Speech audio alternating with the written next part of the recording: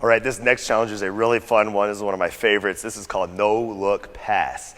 In this challenge, you're gonna need 4 sock balls, your starting point and marker, as well as a laundry basket. Now, the bigger the laundry basket, the better chances you will have at scoring in this game.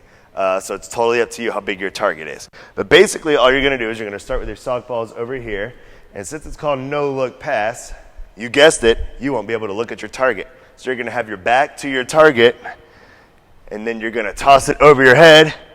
You're gonna try to get your softball to land inside of the trash bin or inside of your laundry bin. We're gonna see how many times you can do it. I'm gonna give it a try real quick.